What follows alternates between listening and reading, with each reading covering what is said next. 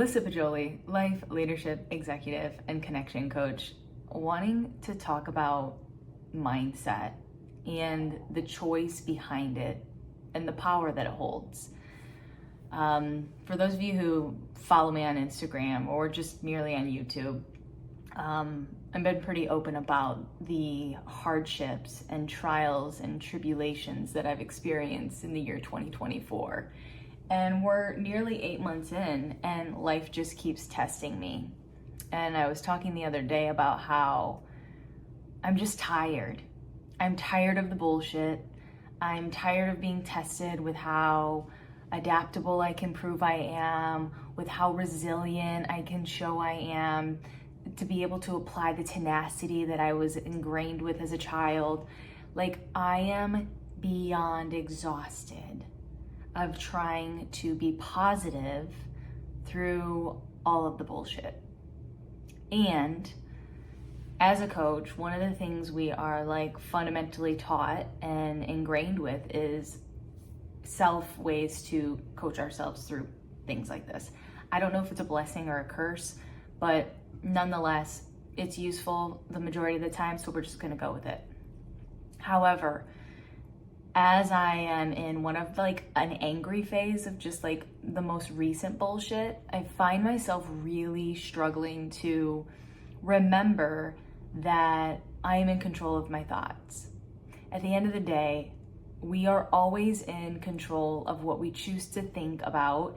And I find that when I'm in this space of agita or anger or ambivalence, whatever it is, dialing into step one, remember that you're in charge of your thoughts and that you can choose what you think about. The second part, which I find is the more useful part and the more crucial part to being able to actually move through it or move with it, is getting really clear on what you're experiencing. Because under anger is often disappointment, resentment, disrespect, hurt. And the sooner we can label how we're actually experiencing something, it just allows our bodies to then be able to apply that self-compassion, that humility, the kindness, the honesty, and the patience. So if you are in a space where you're tired and you're tethered, and it's okay, that's, I think, where I'm at. I'm just tethered and pissed off and exhausted from choosing to have to look for the positive or think through the positive on such a concentrated way. It shouldn't, right? That's a judgment I have. It shouldn't be this hard, which to each their own. Maybe it's easy. I don't know.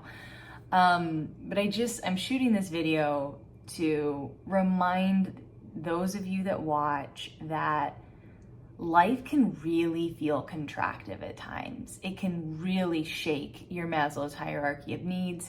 It can shake your identity or your mission or your purpose or your family dynamic.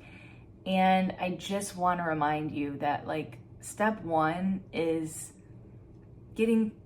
remembering that you're in control of what you think. And then step two is getting really clear on what you're actually experiencing. What stories are you making up? What fears are underneath the things that you're thinking that just don't allow you to be in the moment? Because when we are not clear on the stories that are playing, or the fears, or the uncertainties, or just the overall unmet emotion and tension that's not been released, whether it's through movement, through conversation, through screaming, through writing, through whatever regulation strategy you use, it's not going to allow you to flow with the fucking crap that's going on. So do what you need to do when it comes to getting clear on what you're thinking, and then getting clear on how you can effectively process it so you can regulate and gravitate towards where you want to go with the bullshit and it not be so exhausting.